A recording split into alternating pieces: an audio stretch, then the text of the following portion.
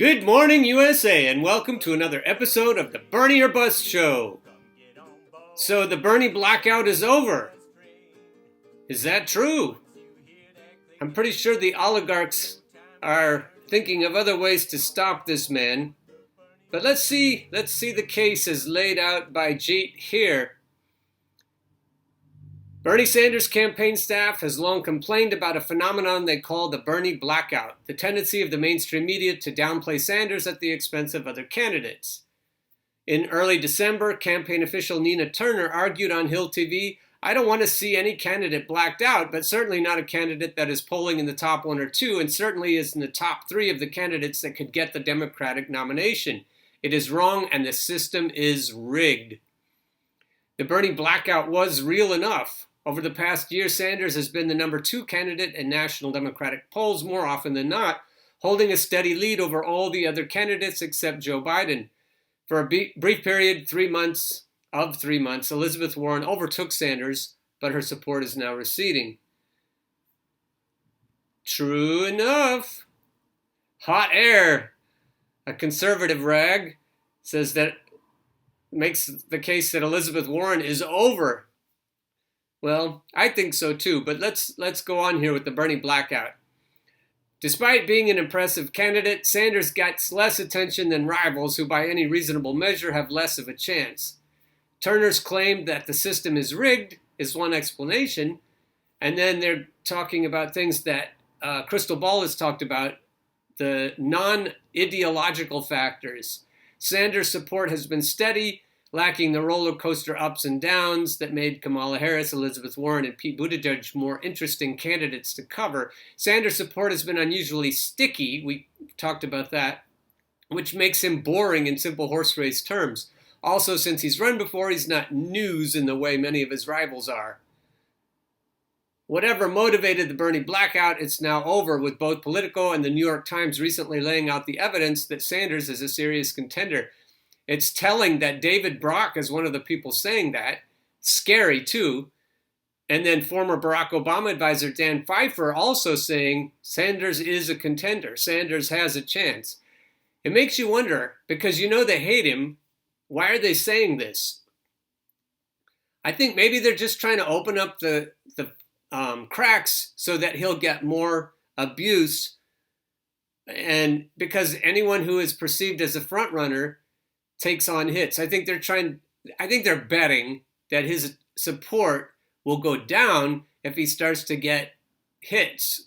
I'm betting the opposite. I'm saying that if the oligarchs come after Bernie, that his base will get even more passionate on behalf of him, and especially the Bernie or Trump voters, the Bernie or bust voters, the people who actually vote, and other voters, Obama voters in swing states in the Rust Belt who voted for Obama and then switched to Trump.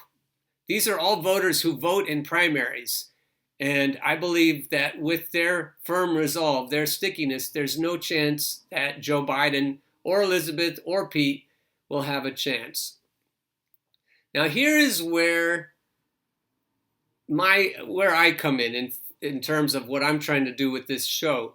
Democrats really hate Trump, not the oligarchic, elitist Democrats. They are happier with Trump than they are with Bernie. But regular Democratic voters, even the elitist ones who would rather have Biden or Warren or Buttigieg, even the most elitist of the Democratic voters really do hate Trump. And they really do want somebody who can beat Trump. The polling all shows this. Nearly 2/3 of Democrats prefer a candidate who can defeat Trump to one who shares their values. That polling conclusion has been very robust. It's clear that this is true, that non-oligarch, non-insiders, the party insiders like Barack Obama, like Hillary Clinton, would rather have Trump. But regular Democrats would want to defeat Trump more than they want someone who shares their values. This is our glimmer of hope. The electability issue is perhaps the chief reason Joe Biden still leads in national polls, even if in the early states he is an increasingly vulnerable frontrunner. What we have to show people is that Joe Biden, because of the resolve of Bernie or bust, Bernie or Trump, and Obama to Trump voters, none of those three groups will accept Joe Biden or Warren or Buttigieg. If Sanders is going to close the deal with Democratic voters, he needs to zero in on the electability issue, or we do it for him. We show the elitist Democratic vote blue no matter who people Democrats, that we won't allow them to have anyone else except Bernie. We can say with absolute certainty, based on statistics, based on Emerson polling and other polling, that those groups are not going to budge. They're sticky. They're not going to budge. You can't talk sense into them or us. Bernie or busters, that's my category. You can make cases like Cornel West is going to make in this video I'm going to show you, but you're not going to touch the Bernie or Trump voters. You're not going to touch the Obama to Trump voters. Megan Day and Matt Karp make a compelling case, and we've talked about that on the show, that Sanders can specifically argue that he's in the best position to win back the Obama voters who went for Trump in Midwestern swing states, as well as draw out Obama voters who stayed at home and energize non-voters. Day and Karp note that in the 206 counties that went for Obama in 2008 and 2012, and then Trump in 2016, Sanders has out-fundraised all of his competitors by a long shot. By September, he pulled in 81,841 individual donations from 33,185 donors in these flipped counties. That's roughly 3 times as many as Biden, Warren, or Mayor Pete. More broadly, they contend that American non-voters, now this is the point that I haven't dwelt on as much because I'm cynical. I don't know that people who typically don't vote, young people and poor and poorly educated people, I don't see necessarily that anyone can make them vote. But Megan Day and Matt Karp make the case strongly that if anyone can, Bernie can. I believe that Bernie will get them to come out in significant numbers in a general election. What I'm worried about, I've already said, it's not going to be difficult for Bernie to beat Trump in the general election. The difficult part is getting him the nomination.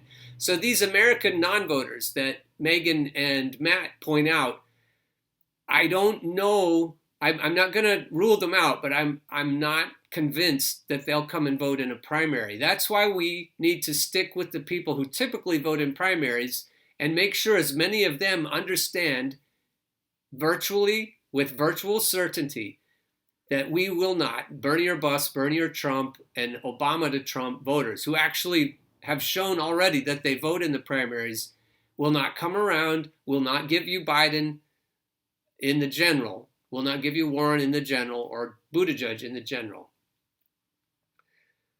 And so that argument is a good argument, especially if you're trying to tell people that Bernie can win in the general, because he will get these non-voting voters, and they include disproportionately young, non-white, and working class voters. He's distinctly popular with all of these groups, suggesting he is by far our best shot to mobilize this vast, slumbering army in a general election against Trump. I agree with that, but I've got to get all of us going who might vote in the primaries. So here, to that end, here's Dr. Cornel West. Of remembering what people did. Barack Obama, of course, America's first black president, turned out black voters at record levels and is still hugely popular with black Democrats especially. You were a fan too at one point until you flipped and became one of Obama's biggest critics. You even said, quote, "I would rather have a white president fundamentally dedicated to eradicating poverty and enhancing the plight of working people than a black president tied to Wall Street and drones." Do you stand by that even today? Yes. Oh, absolutely. You see, my brother, I believe in the primacy of the moral and the spiritual tied to a systemic analysis of the operations of power in institutions and structures, but the primacy of the moral and the spiritual. So no matter what color a person actually is if they're anti-racist in a deep way, anti-sexist in a deep way, anti-homophobic in a deep way, critical of capitalism and all of its excesses when it comes to wealth inequality. I don't care what color they are at all. Clarence Thomas is a beautiful black man, and I agree with him 2.5% of the time. It's a question of morality and spirituality, and the same is true with Barack Obama. If he's tied, when he's tied to Wall Street, when he's dropping drones, when he's tied to surveillance state, I got to bring critique to bear. Just finishing off the election discussion, looking back at 2016 for a... I have to say, Mehdi Hasan, brilliant. Those two crossing swords is a thing to see. I love to see. And what we have here is somebody who is more aligned with the establishment, I would say. Mehdi is. And Cornel is aligned with justice. And so the questions, as Mehdi puts them to him, are mainstream establishment positioning. I don't want to say that he's, because at the end of the interview, Dr. West says that he's a force for good, and I hope so. But the way he frames these questions is the way that the media establishment would frame these questions if they paid attention. So we have to go to Al Jazeera to even get these questions asked, but they're still being asked from an establishment point of view. Lost to Clinton. He backed Hillary and campaigned for her. You refused to vote for Hillary Clinton and voted for the Green Party presidential candidate, Jill Stein.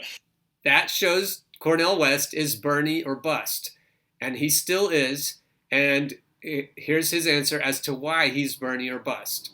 Given how narrow Trump's electoral college victory over Clinton was, especially in those three states, and given how utterly awful the Trump presidency has been, kids in cages, the Muslim ban, the wall, the white nationalism on full display, surely you must now regret that decision not to back, in your eyes, the lesser of two evils, Hillary Clinton in 2016?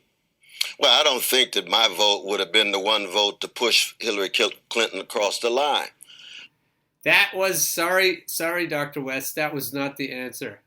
I think the right answer there, based on the way you look at life, the way I've watched you answer questions, is damn straight, I would do it again. I would vote for Jill Stein again. That's what I think. One, we got to recognize Bernie Sanders was treated unfairly by the Democratic Party establishment. If they had been fair, there was a good chance he would have won. And yet I'm thoroughly convinced if he ran against...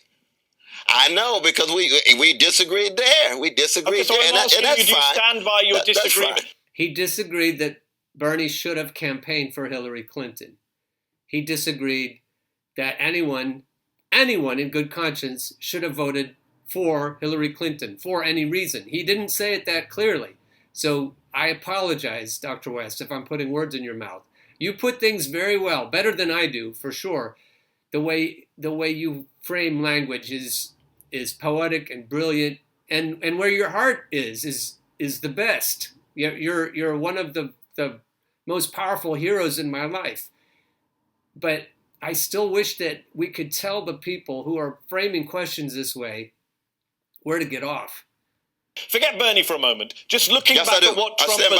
I stand by my disagreement. Okay, but just looking back at what Trump has done over 3 years, do you think, not just you personally, obviously your one vote wouldn't have changed the election, but do you believe now that the third party voting, it would have been better to focus on defeating Trump rather than suggesting Clinton and Trump were the same when they clearly weren't? Even Hillary was worse than Trump, so they aren't the same. Hillary, with trade agreements and with imperialism, with mass incarceration, from a perspective of black and brown, Latino and African American voters, Hillary Clinton was far worse, and Donald Trump is as bad as it gets. So this lesser evilism is killing us, and I just wish we could stand up stronger against these kinds of questions. And given the awful campaign that Sister Hillary ran and the given refusal all of that, to go to Wisconsin, in hindsight, wouldn't it still be all all of that. They've got to take serious responsibility. 100%. Don't just point toward the 100%. I agree with you, and I've interviewed Hillary people as well, and I put Absolutely. that. But I'm just asking, you're in front of me, and I'm just wondering. Okay, let me throw forward. In 2020, next year, if Biden's the candidate, will you support Biden in order to get rid of Trump? Well, Biden's not going to be the candidate, but if... And again, we need to say, hell no. We're not going to vote for a neoliberal candidate, no matter who. he were, it's going to be a tough call. I can tell you that right now. It'll be a tough call. I mean, one is, though, brother, How can it be a tough call? You said that Trump is a neo-fascist at the start of this interview. It can't be a tough call. Surely you have to vote to get rid of the neo-fascist. That is what a sheepdog says. No matter how evil the neoliberal is, we have to vote for the neoliberal over the neo-fascist. And there's not, I mean, Trump is a neoliberal also. He was a Democrat before he switched to Republican. So really all this lesser evilism is why poor people are where they are now. And we have to stand up. We have to pile into the streets if necessary. If they cheat Bernie and Trump wins again, voting may not be the answer. Four more years of Trump is unacceptable. 4 years of any number of years of Biden is unacceptable. Warren is unacceptable. Pete is unacceptable. Perhaps the only way we're going to solve this is with pitchforks. And he kind of alluded to that earlier in this interview, talking about going out into the streets over this. No, there's ways of fighting fascism without necessarily supporting people associated with war crimes. You see, and as somebody, maybe I'm sounding like a Quaker, I'm a Mennonite or a Hutterite or whatever, but it's hard to be in the booth voting for people associated with vicious war crimes because the other candidate is a bigger war criminal. Why do I have to choose between Biden, war criminal, and Trump, war criminal?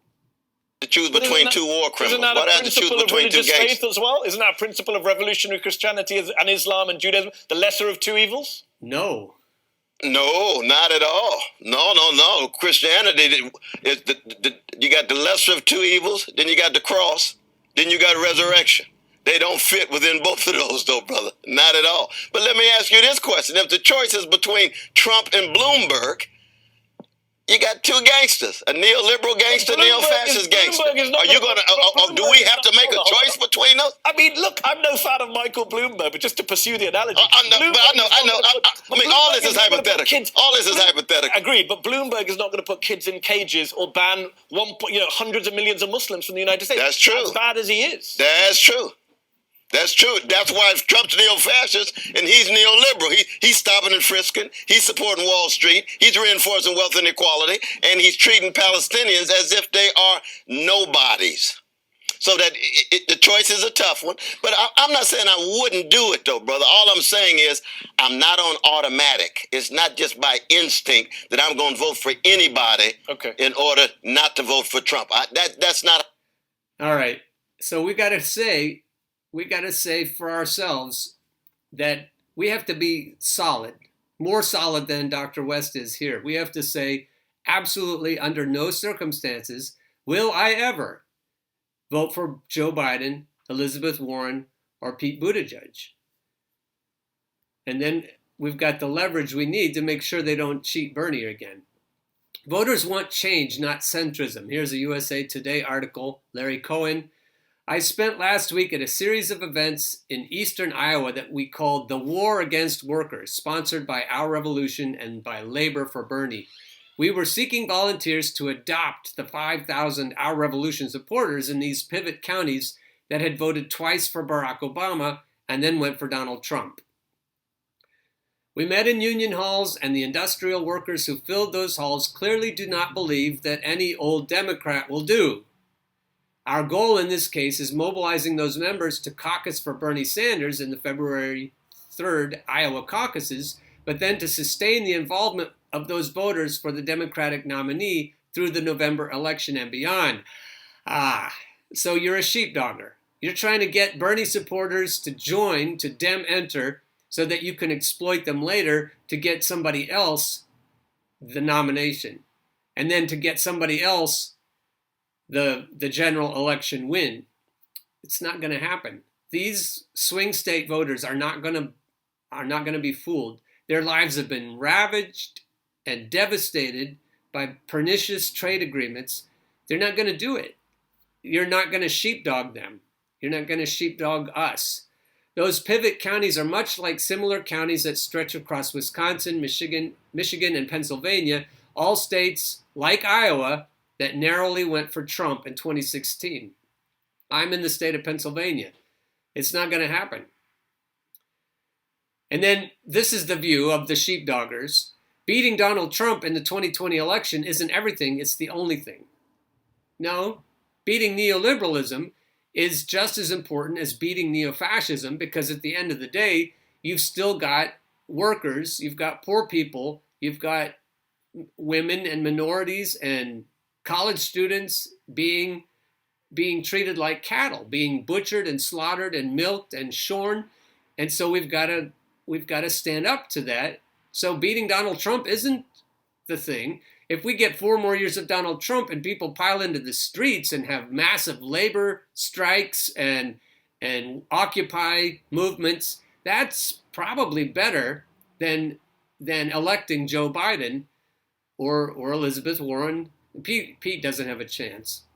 Elizabeth doesn't have a chance because neither Pete nor Elizabeth have any black support. Like it or not, Joe Biden, Pete Buttigieg, and others aiming for the so-called center do not inspire the voters I saw. Those who attended will not vote for Trump in November. I don't think you can count on that. I think when the curtain closes, I think a lot of them will vote for Trump in November.